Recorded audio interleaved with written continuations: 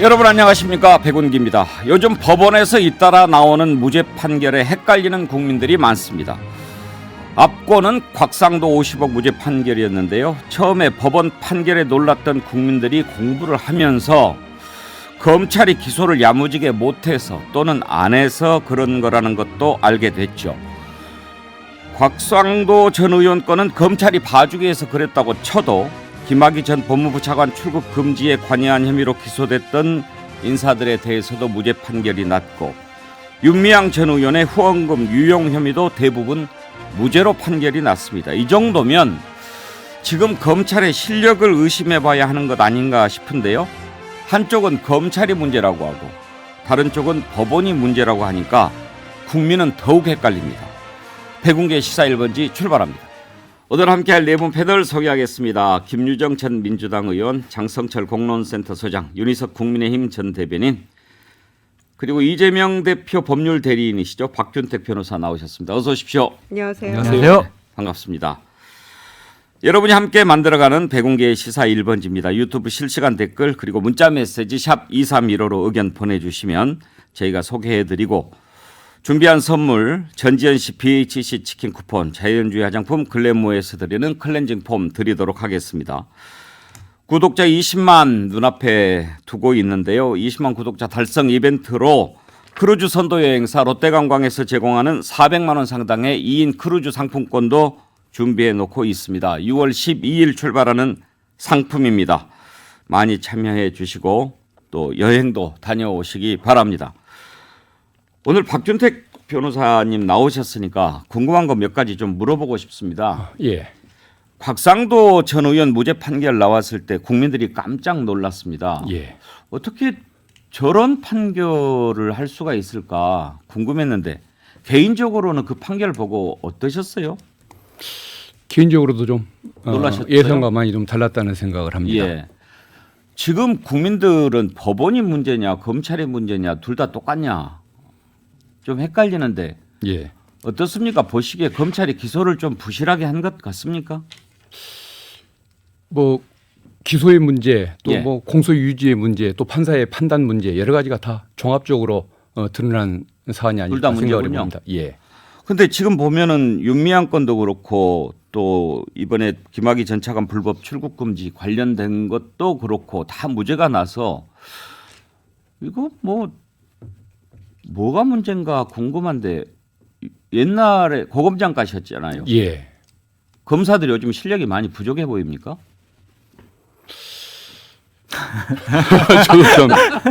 저도 잘 모르겠습니다. 답답한데요.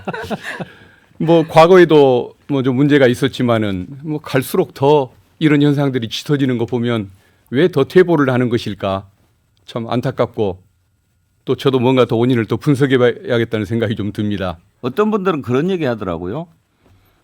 영어 수학만 파고 나머지 과목을 신경을 안 쓰니까 그러는 거 아니냐. 예. 이재명 조국 수사는 그냥 막 모든 총력을 쏟아부어서 수사하고 나머지는 대충 막 이러니까 이러는 거 아닌가. 예. 그렇게 얘기하던데 그런 점도 있어 보입니까? 그 사람이 망치를 들고 있는 사람 눈에는 몸만 보인다고 하지 않습니까? 수사권을 그렇게 쥐고 있다 보면 눈에 보이는 게 뭐 그렇게 자기가 그렇게 추구하는 목표만 그렇게 보이고, 또 자기가 달성해야 할 뭐 이런 뭐 목표 이것 외에는 보이는 것이 없다 보니까 이렇게 진실과 먼 수사가 되거나 국민의 공감을 받지 못하는 결론들이 저렇게 나오는 거 아닐까, 그 생각을 좀 해봅니다.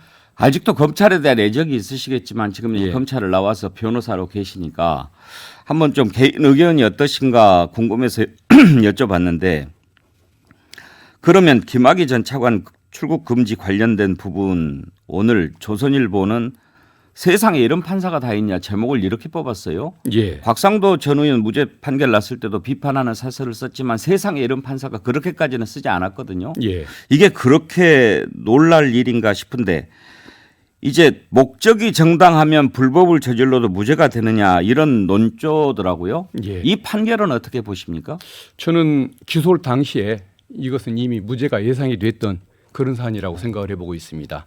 그것도 이제 생각하는 기준에 따라 다를 텐데 적어도 제 생각에는 저게 그렇게 바람직한 기소가 아니었다라는 생각을 좀 해보고 있는 거죠. 예.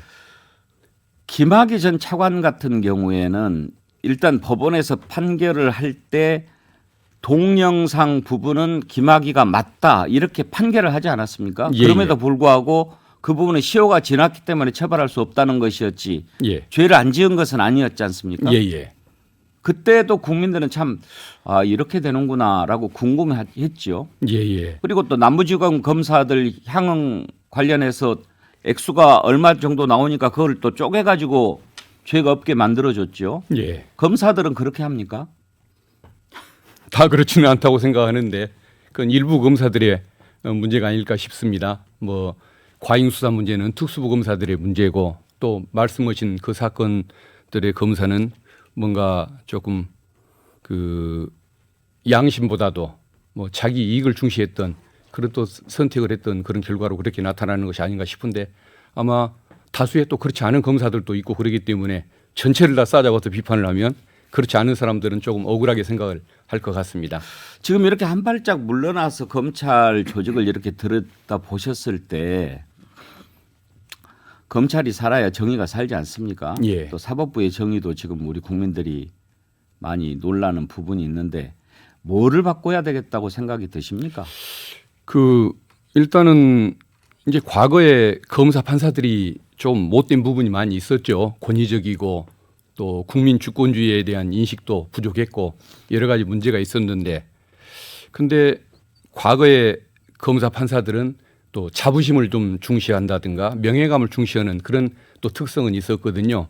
근데 최근에 와서 그런 부분이 없어지다 보니까 5년 후, 10년 후의 평가도 두려워하지 않고 당장 눈앞에 이익만 중시하는 그런 현상들이 오늘과 같은 결과를 가져오게 하지 않았을까 싶고 그리고 제가 좀 고쳐져야 한다고 지금 생각하고 있는 부분은 어느 판사, 어느 검사, 어느 경찰관을 만나느냐에 따라서 당사자의 운명이 바뀌는 이런 상황들이 좀 많이 되고 있거든요. 그래서 제대로 된 그 수사 시스템, 사법 시스템 개혁을 통해 가지고 조금 운에 따라서 그 당사자의 운명이라든가 진실이 달라지지 않는 그런 사법 시스템을 만들어야 한다고 그렇게 생각을 하고 있습니다. 어떻게 시스템을 바꿀 수 있을까요? 지금 영장 전담 판사는 이렇게 돌아가면서 하고 있습니까? 예, 예. 그러니까 어떤 판사 만나느냐에 따라서 구속도 되고 안 되고 이런 게 많이 있더라고요. 예, 예. 그건 어떻게 바꿀 수 있습니까?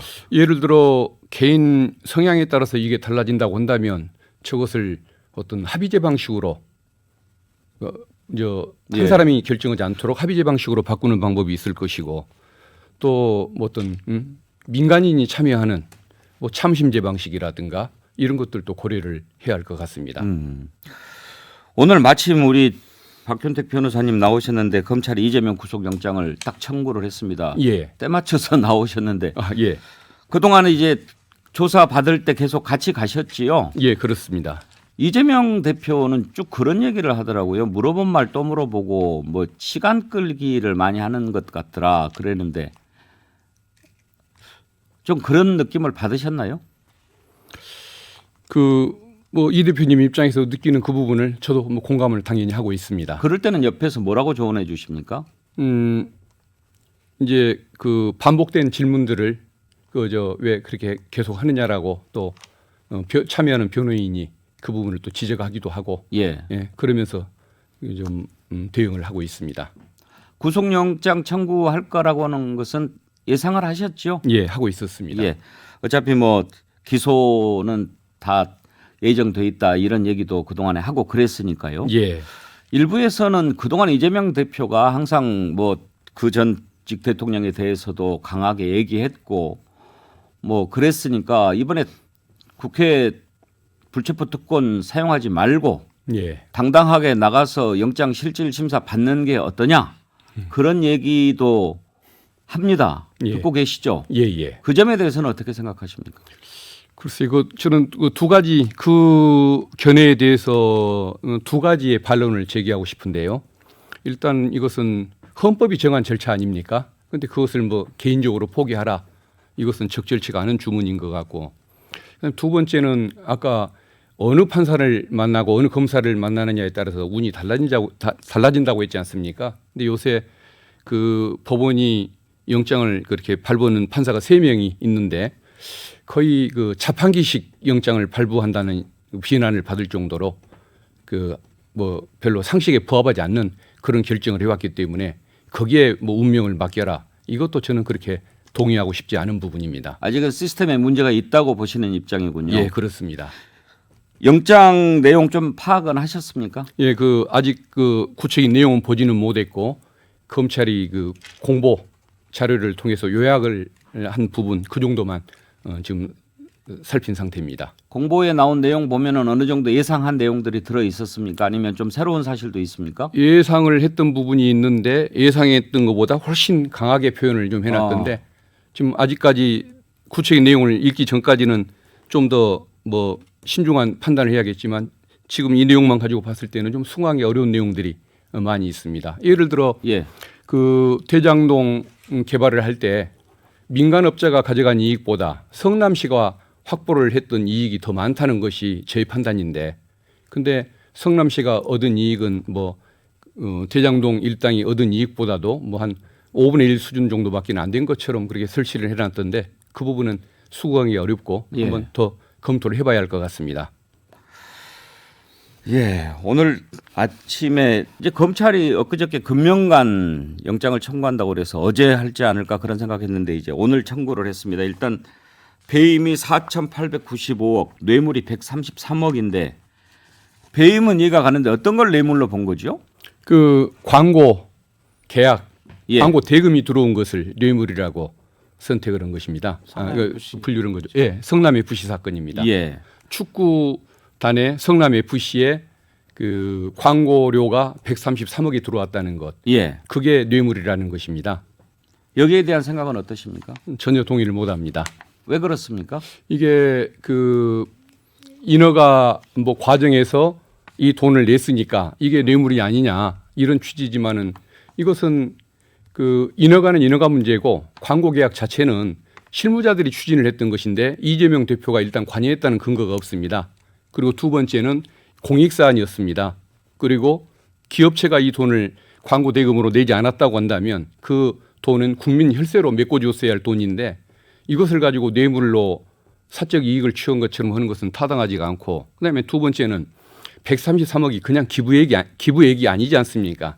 광고에 이익을 얻고 그 대금을 낸 것인데 그 광고에 얻은 이익을 그럼 여기서 빼야 하는 거 아니겠습니까? 오히려 그 기업체들이 광고를 함으로써 얻은 이익이 200억, 300억이라고 한다면 오히려 제가 보기에는 170억을 성남시가 손해본 것 같다는 성남 FC가 손해를 본 것 같다는 생각이 드는데 법리 구성을 이렇게 하면 안 되는 거죠. 일방적인 기부금이 아니고 쌍무적 계약관계의 대금이었던 것이니까요. 그래서 법리로 보나 증거로 보나 어떤 수사의 방향성으로 보나 좀 저는 공감하기가 어렵다는 이런 판단을 하고 있습니다. 제가 하나 여쭤봐도 돼요? 아, 예, 예. 그러니까 네이버가 성남 FC에 이제 여러 가지 후원금을 내는 과정에서 예. 공익법인인 희망살림을 통해서 예. 이렇게 후원금을 냈잖아요. 예, 예. 그것은 범죄 수익을 좀 은닉하려고 한다라는 예. 검찰의 얘기가 있는데 맞습니다. 그것도 받아들이기가 힘드신 예, 건가요? 그렇죠. 그것은 이제 검찰의 판단인데 예. 다른 데는 왜 그냥 봤는데 굳이 네이버한테만 네. 굳이 희망살림을 끼워 넣었을까? 네. 숨기려고 하면 다 숨겼지 거기만 숨겨야 할 이유는 없는 거 아닙니까? 성남 FC가 그것을 요구했던 것이 아니고 그 네이버가 요구를 했습니다. 네. 네이버가 이렇게 광고주로 드러나는 것이 좀 부담이 됐나 봅니다. 네. 다른 업체 이제 다른 또 그 저 뭐 요구를 하는 거는 단체나 기관이 나타날까봐 그래서 희망살림의 이름으로 이렇게 광고 대금을 내겠다라고 해서 네이버의 요청을 들어준 것이지 성남시나 FC가 그 은닉을 하려고 그런 요구를 했던 것은 근데 아닙니다. 그렇다면은 네이버는 후원을 하면서 예, 자신들의 후원을 했어요, 좋은 일 했어요. 네이버라는 이름이 예. 시민들에게 알려지는 것을 좀 꺼려했다 이렇게 봐야 되는 거예요? 그랬던 것 같습니다. 그거는 좀 앞에 설명하신 부분하고 좀 상치되지 그러니까 않아요? 내기 싫은 것을 결국 냈다는 의미 아니냐 이런 뜻인 것 같은데, 근데 그것은 그 어떤 성남 FC 관계자들이 요구를 했던 부분이고 이재명 대표가 그 관계자들을 만났다든가 거기한테 돈을 달라고 요구했던 사실 자체가 없거든요. 그래서 그것은 근거 자체가 없는 입장이고 저는 이재명 대표의 변호를 맡는 입장에서 그 부분에 대해서는 네. 근거 없는 거라고 판단합니다. 제가 궁금한 걸 대신 좀 물어봐 주셔서 고맙습니다. 한 가지만 더 여쭤보고 우리 패널들과 얘기를 나눠보겠습니다. 대개 구속영장을 청구할 때는 우리가 이제 범죄 혐의가 소명되고 도주의 우려, 증거인멸의 우려 뭐 이런 것을 얘기하지 않습니까? 예, 예. 그러면 이재명 대표 같은 경우에는 그동안 검찰이 불렀을 때 가서 조사를 다 받고 또 현직 야당 대표니까 도망갈 염려도 없고 예. 그런데도 구속영장을 청구한 것을 두고 궁금해하는 국민들이 많은데 구속영장 청구는 어떤 사안일 때 하는 겁니까? 보통은 사안이 중할 때 중할 것이 때. 일반적이긴 한데 법적인 요건으로 보면 도주 우려, 증거인멸 우려 둘 중에 하나가 있어야만 가능합니다. 근데 이재명 대표가 도망갈 분은 아닌 것 같고 아마 증거인멸의 우려가 있는 거 아니냐라고 이렇게 생각할 수는 있을 것 같은데 그동안에 뭐 장기간의 수사를 거치면서 압수수색 다 했고 진술 다 받아냈고 그러는데 뭐 더 이상 숨기는 게 뭐가 있을까? 그건 숨길 수가 없는 일이겠죠. 그러면 사안이 중대하다라는 것은 있을 수 있겠네요. 사안이 중대한 것은 그 보통 관행이 그것 때문에 하는 것인데 예. 법률적인 요건은 아닙니다.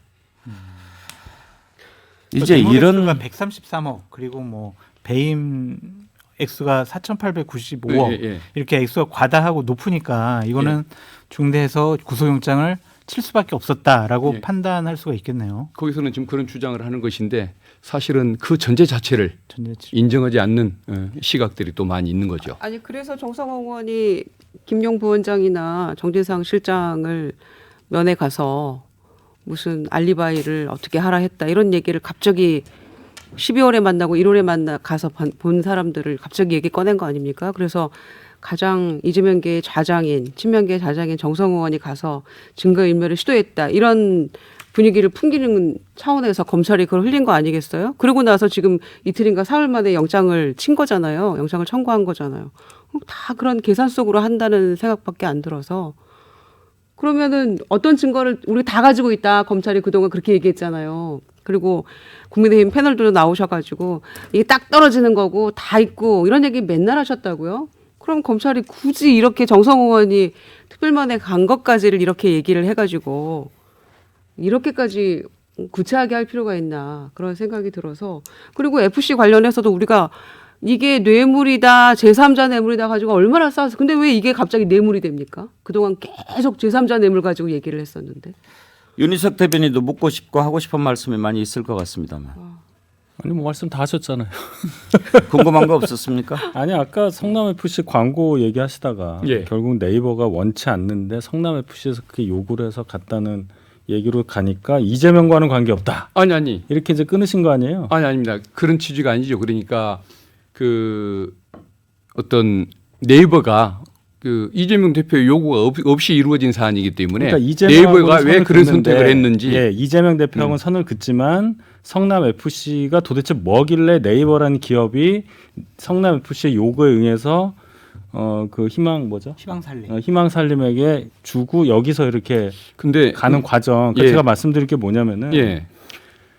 일상적인 광고 계약이 아니라는 얘기를 하신 거예요. 예, 예. 일상적인 광고할 거면 내가 광고비로 주고 엄청나게 홍보 효과 얻고 이래야 되는 거 아니에요? 근데 경우에 따라서는 예를 들어 네이버가 성남에 있지 않습니까? 네. 그러니까 성남에 뭔가 기여를 하고 싶은 마음은 있을 수가 네. 있죠. 그런데 그걸 드러내놓고 하면 또 이제 다른 지역에서도 요구한다든가 성남시의 다른 단체에서도 또 너무 많이 요구할 수가 있으니까 사람이 가끔은 선행을 하면서도 그 숨기는 경우가 있지 않습니까? 그런 심리라고 저는 보는 거죠. 비즈니스하는 사람이 선행을 위해서 아니, 그걸 한다는 그러니까 것은 그것은 광고를 경영학을 전공한 저로서는 도저히 그러니까 수긍할 수 없는 얘기예요. 그렇지 않죠. 그러니까 그것은 네이버가 자기 광고를 위해서 광고를 냈던 것이 아니고 그러니까 왜 그럼 성남 하죠? FC를 도와주고 싶어서 그러니까 왜 그런 것이겠죠. 도와주죠? 그러면은 성남에 있으니까 그 관내 어떤 축구단을 돕고 싶은 마음이 있었을 수가 있을 그는 텐데 아무리 다만 그 변호사를 부분은- 하시더라도 예. 그 부분 말씀 자체가 이게 제대로 된 광고 계약이 아니라는 걸 반증하는 아주 결정적인 얘기예요. 아니 그렇지는 않죠. 왜 그러냐면은 제가 드리고자 하는 말씀은 이재명 대표가 관여하지 않은 사안이기 때문에 제가 그 부분에 대해서 구체적으로 파악해 볼 수가 없었다. 네이버의 마음을. 그렇기 때문에 구체적인 답을 드릴 수는 없다. 이런 말씀인데 해석상에 따라서는 그 FC가 요구를 했겠지만 그것은 어떤 네이버 자체가 그 도와줘야 할 필요성은 자기들이 느끼고서 성남시의 인허가와 관계없이 했다고 볼 수 성남 있겠죠. FC가 K리그에서 맨날 1등 하다가 성남 1호에서 성남 FC로 바뀌면서 성적도 바닥이고 예. 관중도 없고 거기에다가 100 몇십억을 2년 동안에 광고를 내요. 그 기업들이. 그리고 그 뒤에는 한 푼도 안 냅니다. 이걸 어떻게 설명할 거냔 말이에요. 그 잘 보세요. 딱 두 개년도만 2016, 2017년 딱 그 인허가 날 때만 내요. 그리고 뒤는 안 내요. 성남 FC가 맨체스터 유나이티드처럼 뭐 리버풀처럼 토트넘처럼 그렇게 좋은 구단이라면 내줘. 광고 내고 하죠. 근데 왜 그 두 개 연도에만 하고 하나는 또 네이버는 숨기면서까지 하느냐? 이걸 누가 그거를 말씀하신 것처럼 이해하겠어요. 그 도움이라는 것이 법이라는 게 이렇게 어떤- 되는 거군요. 아니 근데 두 분 얘기 들으면서 그렇지 제가 않죠? 궁금한 예. 점은 궁금한 점은 그런 점이에요. 그러니까 이제 성남 FC 광고권을 뇌물로 받는데 지금 이제 윤희석 대변인은 의혹을 제기하는 게 그렇게 인기도 없는데 왜 돈을 내느냐 그렇게 이제 얘기를 하시는 거잖아요.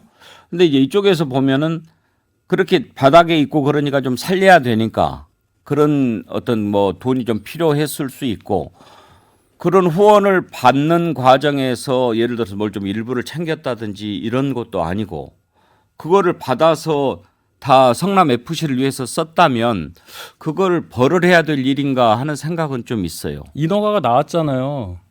어떤 게? 네이버 같은 경우는 그 사옥 짓는 데 있어서 출입구 나오는데 도로를 뚫어주고 두산 같은 경우는 아시잖아요. 그 병원 용지에다가 그 바꿔가지고 몇백억에 아니 그러니까 그렇게 해서 데이터고. 유치를 데이터고. 했는데 그러니까 그게 후원금을 그거 유치를 자체 했는데. 그거와 이것과 이 광고를 냈다는 게 연결이 된다는 충분한 의심은 할 수 있잖아요. 아니 예를 들어 이재명 당시 시장이 국민의힘 소속이었다고 하면 민주당에서 똑같이 얘기할 걸요? 똑같이 얘기할 거 아니에요. 그걸 이제 이재명 대표 쪽은 적극 행정의 일환으로 보는 거죠. 그 성남 FC 말씀입니까? 예. 그 성남 FC 부분에 대해서는 성남시장의 관여가 애초에 있지를 아예 않았다는 없었다? 입장입니다. 예. 어. 그리고 나아가서 성남 FC의 영업의 결과인데 성남 FC가 그렇게 영업하는 과정에서 그렇게 했다고 그 전제하에서 보더라도 이게 공익 사안이고 그다음에 쌍무적 계약 관계지 일방적으로 기부를 받은 것도 아닌데 그리고 국민 혈세를 그렇게 들어가야 할 부분을 그 성남 FC 관계자들이 열심히 해서 광고 대금으로 그것을 운영을 했다는 것인데 그게 뭐가 나쁘냐는 것이죠. 저 하나만 여쭤봐도 돼요? 예. 그러니까 부위원장님께서 이제 현직 검사예요. 예, 예. 이재명이라는 주체라는 단어를 좀 빼고 예, 예. 검사로서 예. 이런 식의 뭐 후원금이 오고 간 것에 대해서 예. 포착을 하셔가지고 수사를 해요. 예. 그러면은 제3자 뇌물죄로 하세요? 제가 검사하면 어떻게 예. 하겠냐 이 취지의 질문이신 거죠. 저 같으면 그런 수사를 안 합니다. 아니 수사를 하게 되셨어요. 하시고 예. 이렇게 제3자 뇌물 혐의가 있어요. 예. 기소를 하시겠냐고. 저는 이게 혐의가 아니라고 보는 거죠. 혐의가 아니다. 예, 예. 제3자 당연히 뇌물죄가 아니다. 당연히 내사종결을 해야겠죠. 네. 예. 예. 알겠습니다. 오늘 또 마침 우리 박현택 변호사 나오셔가지고 궁금한 것 이렇게 좀 물어봤는데 좀 힘드시더라도 이해를 해주십시오. 예. 검찰에 가서 저기 하실 때는 이제 더 힘드시겠죠. 뭐 앞으로 재판 이런 재판은 언제쯤이나 결론이 납니까? 대체로 그게 보통 뭐 사안에 따라 다른데 뭐 빠르면 6개월일 수도 있지만 1년, 2년 가는 수도 있고 옛날에 그 지금 법원 관계자들이 법원 행정처 관계자들 그 사건은 지금도 2년, 3년이 돼가는 것 같은데 아직도 결론이 안 나고 있지 아니 않습니까? 왜 제가 그걸 여쭤보냐면 예, 이제 죄가 되는지 안 되는지는 법원의 판단을 받아봐야 알 거고 예, 만약에 다음 대통령 선거 전에 이런 판결이 다 나서 만약에 유죄로 판결이 난다면 이재명 대통령은 탄생을 못하는 거 아니에요. 선거에 못 나가게 되면 예. 그래서 얼마나 걸릴까 궁금해하는 국민들이 많은 거죠. 대선 전에야 결론이 나겠지만은 아마 1, 2년 기본 1, 2년은 뭐 그 정도는 하는 사안이 갑니까? 아닐까 싶습니다. 대법 예. 확정 판결까지 가려면 대법원 확정 판결까지 가려면 2년도 넘을 것 같다는 생각이 듭니다. 예. 앵커님 하나만 더. 예. 그 이남기 전 공정거래위원장이 SK텔레콤으로 하여금 예. 본인이 다니던 절에다가 시주를 기부를 하라고 했잖아요. 예. 그것에 대해서 검찰이 기소를 했고 법원에서 유죄 판결을 받았잖아요. 예. 그런 거는 수사랑 판결 자체가 잘못된 건가요? 아니면 이 사안과 다르다고 봐야 되는 건가요? 사안이 좀 다르다고 봐야겠죠. 일단은 이거 아까 말씀하신 사례는 당사자가 직접 요구를 했던 사안이고 자기가 다니는 어떤 특정 사찰에게 기부를 한 것이기 때문에 그것은 충분히 문제가 될 수 있는 사안인 것이고 이것은 지시를 했다는 근거도 없고 뭐 개인적인 이해관계가 없는 어떤 공익 단체에 관한 문제였던 것이고 정진상 정책비서관이 다 보고받고 결정하고 지시를 했는데도 근데 이재명 시장이랑은 끊어요. 그 부분은 다 토지해야 할 부분인 다 것 터져야 같고요. 돼요. 그리고 이재명 대표가 그것을 지시했다는 근거는 전혀 네. 증거로 제시된 바가 없는 상태입니다. 장 소장이 공부를 많이 했네요. 오늘 많이 하시네. 다 여기 시사일본지에서 방송했던 내용이 기억이 나가지고 예. 이제 체포 동의안이 국회로 넘어오게 되지 않습니까? 구속영장을 청구하면 어떻게 될지도 궁금한데 지금 국민의힘에서는 계속 특검 내려놓고 가서 심사 받으라 그렇게 얘기하고 있는 거죠. 그렇습니다. 네. 근데 뭐 그렇게 하지는 않을 것 같은데 또 표결 결과는 어떻게 나올지도 궁금하네요. 15 듣고 이어가겠습니다.